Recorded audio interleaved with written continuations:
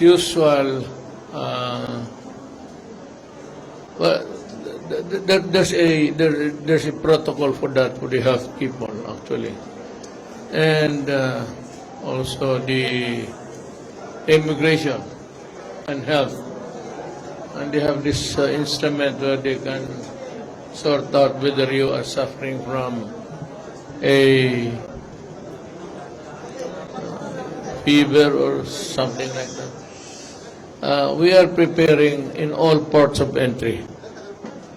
We have deployed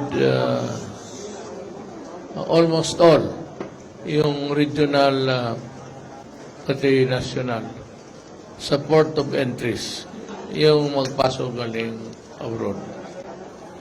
Our preparation is the same. There is no non-vaccine. This is a mysterious disease, and we are just preparing maybe for the worst. We can marshal what we have, but what we do not know, we are at a loss really of what to do. Just like other nations now. Not yet at this time. As a matter of fact, there is no known transmission from human to human na galing China. Could be if there is the slightest possibility that a contamination could occur in the Philippines, then we'll have to take measures. Mahirap yung sabihin mo you suspend everything because they are not also suspending theirs, and they continue to respect the freedom flights that we enjoy in their country. Sir, last from me. You mentioned, sir, yung situation sa ports, yung pag-manage po ng entry sa mga ports. Can you, what are your directives to, frontliners guarding ports? Frontliners are the one, immigration. Second is the health officer. And third, maybe the customs of things that can be found to be contaminated.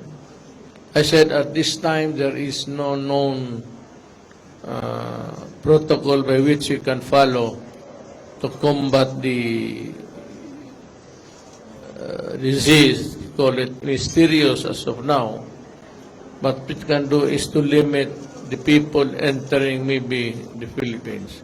It could include China, but at this time I am not for it.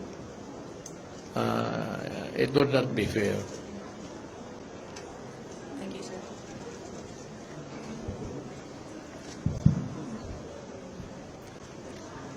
May plans po ba to repatriate Filipinos from Wuhan considering na over 100 na po yung namatay and more than 6,000 na po yung infected nung novel coronavirus?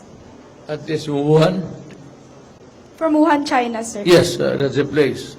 But that place is really, admittedly, by all as contaminated. And it is locked down in the sense that no one there from that place can go out. And the other, it is practically like a prison where you cannot move around or get out of the place. They are discouraging movement even in the place itself. Avoid contacts. Because that's avoid contamination. So, hindi po natin i-ask yung Chinese authorities to i-allow us na i-repatriate yung Filipinos po. Well, we are always conscious of our citizens, their health. And if they are going home, we are ready to ferry them back to the Philippines. But all precautions must be in place. Maybe the spraying of the entire plane from the landing gear up to the roof stuff or whatever, I leave it to the proper authorities to do that. I said, but kung may mga sakit tayo na may tama na at gusto nang umuwi, makaawa naman kung hindi natin tulungan. I will not argue that they should also be inside a lockdown place. If we are given the go signal, my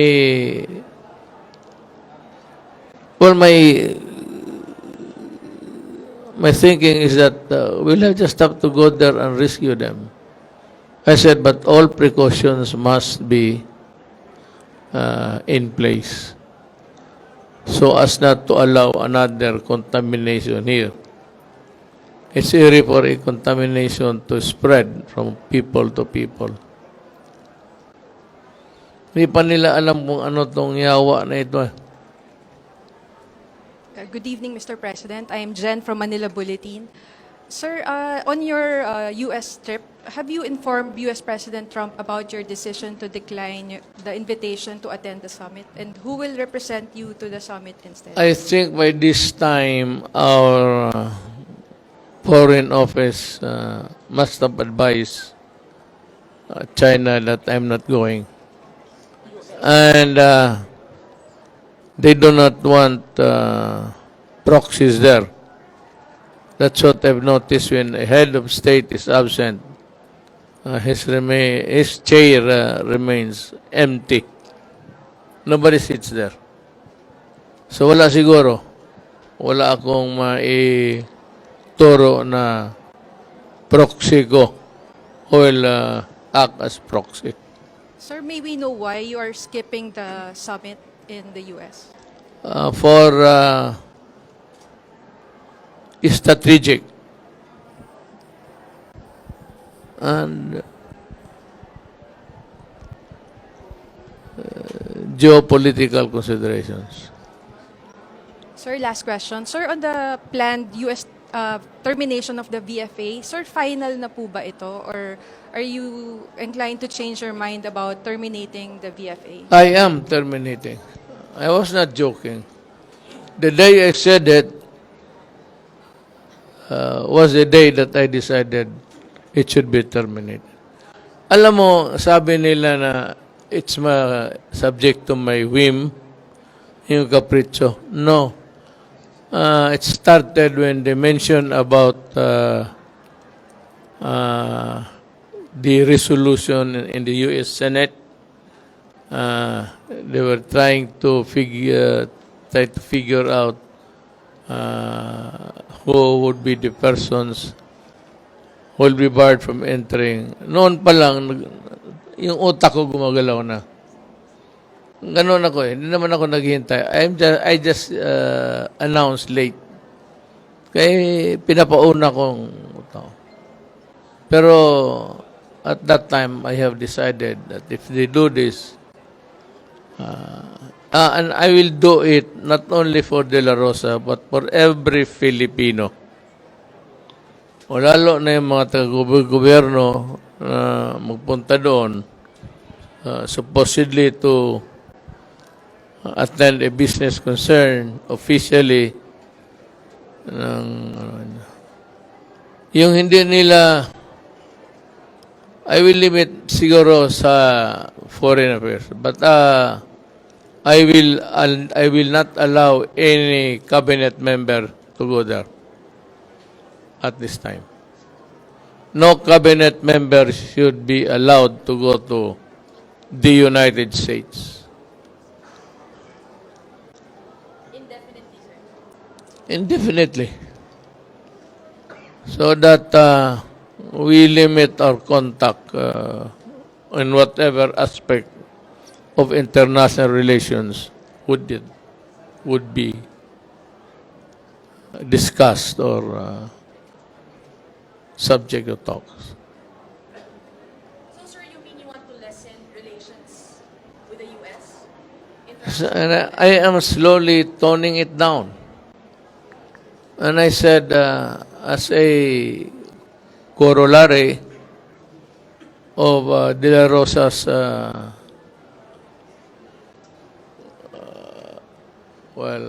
being his canceled visa, para sa akin, lahat na lang. Lahat ng, I don't know about the Senate and Congress. They are not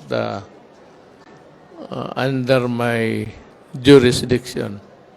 But yung mga senador, cabinet member ko, I will ask them to not to go to the United States. In the meantime, parang boycott. Some clarifications to be made because before when we talked to Secretary Panelo and even Secretary Locsin, they said we have begun the process of terminating. But your statement now is terminated. Terminated. But, you know, there is a procedure. When you say that I want this terminated, in that agreement or whatever it is, there's always rules to follow. The winding up, or if there are properties, to return the properties used during the life of the contract until it was revoked. Ganun lang yan. I'm just toning it down. Thank you. Sir, thank you. Thank you, sir. So, maniwala dyan sa Amerikano. Kanila lahat lang yan.